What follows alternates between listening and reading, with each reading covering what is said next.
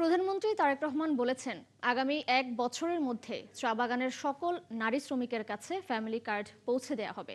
দুপুরে শ্রীমঙ্গলের ভিক্টোরিয়া উচ্চ বিদ্যালয় মাঠে তৃতীয় ধাপে ফ্যামিলি কার্ড বিতরণ কর্মসূচি উদ্বোধন শেষে তিনি কথা বলেন। এ সময় প্রধানমন্ত্রী আরও বলেছেন, দেশের মানুষের পরিবর্তন করাই বিএনপির লক্ষ্য। জানান, ২ লাখ টাকা করে ৫০ জনকে চা শ্রমিককে ঘর নির্মাণ করতে অনুদান দিয়েছে সরকার। আগামী ১ বছরের মধ্যে ৪০ লক্ষ পরিবারের কাছে ফ্যামিলি কার্ড ও ৪০ লক্ষ কৃষকের কাছে কৃষি কার্ড তুলে দেওয়া হবে বলেও জানান সরকার প্রধান। দেশকে সামনে এগিয়ে নিতে একযোগে কাজ করার আহ্বান জানান তিনি। এরপর মৌলভীবাজার সরকারি উচ্চ বিদ্যালয় মাঠে ফ্যামিলি কার্ড বিতরণ করবেন তারেক রহমান ও পরে দুসাই রিসোর্টে দলীয় সমাবেশে যোগ দেবেন তারেক রহমান।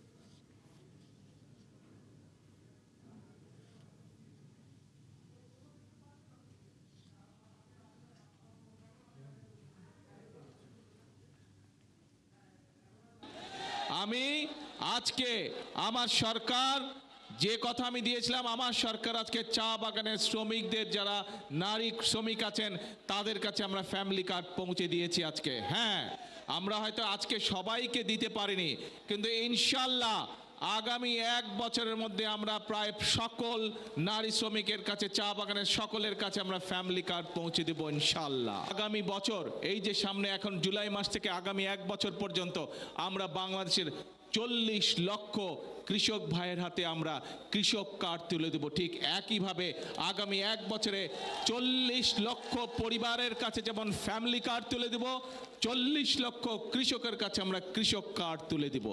যারা জনগণকে বিভ্রান্ত করতে চায়, প্রিয় ভাই বোনেরা, সেটি সংসদের ভেতরেই হোক, সেটি সংসদের বাইরেই হোক, তাদের ব্যাপারে আপনাদেরকে সচেতন থাকতে হবে। কারণ এই সকল লোকেরা, এই সকল দলগুলো দেশে যদি অশান্তি করার সুযোগ পায়, তাহলে আমরা ফ্যামিলি কার্ড বাস্তবায়ন করতে পারবো না।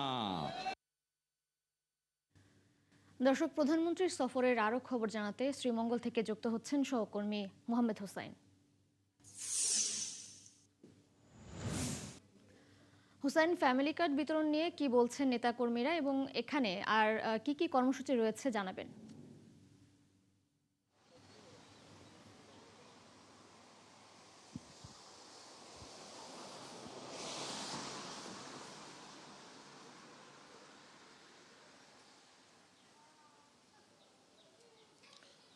তিশা, আপনাকে ধন্যবাদ। প্রধানমন্ত্রী তারেক রহমান দেশের দায়িত্ব হাতে নেওয়ার পর তিনি প্রথমবারের মতো শ্রীমঙ্গল আসলেন এবং শ্রীমঙ্গলের এখানকার মানুষের প্রধানমন্ত্রীর প্রতি ব্যাপক প্রত্যাশা ছিল।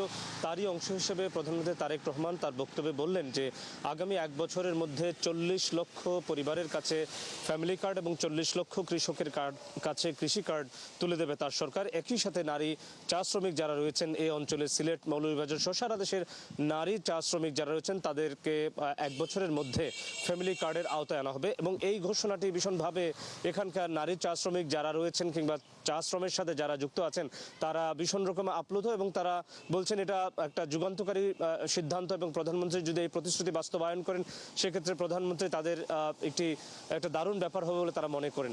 এবং একই সাথে তিনি বাজেট সমালোচনায় বিরোধী দলের যে বক্তব্য ছিল সেই বক্তব্যের একটা সমালোচনাও কিন্তু তিনি করেছেন। তিনি বলেছেন যে আসলে যারা বাজেট তার সরকার ৬০টি নিত্যপণ্যের উপর শুল্ক কমিয়েছে এবং যেটি সাধারণ মানুষ এবং খেটে খাওয়া মানুষের জন্য বড় উপকার হবে বলে তিনি মনে করেন এবং বলছেন যে এই যে জনগণের স্বার্থে, সাধারণ মানুষের স্বার্থে যে বাজেট, সেই বাজেটকে যারা গণবিরোধী বলছে তারা আসলে দেশের মানুষের ভালো চায় না এবং তাদের থেকে, সাধারণ মানুষ থেকে শুরু করে তার নেতাকর্মীদের কিন্তু সতর্ক করার আহ্বান জানিয়েছেন এবং সজাগ থাকবার আহ্বান জানিয়েছেন। যে কোনো মুহূর্তে যে কোনো ষড়যন্ত্র হতে পারে, সেই ষড়যন্ত্র যেন না হয় সতর্ক হওয়ার আহ্বান জানিয়েছেন।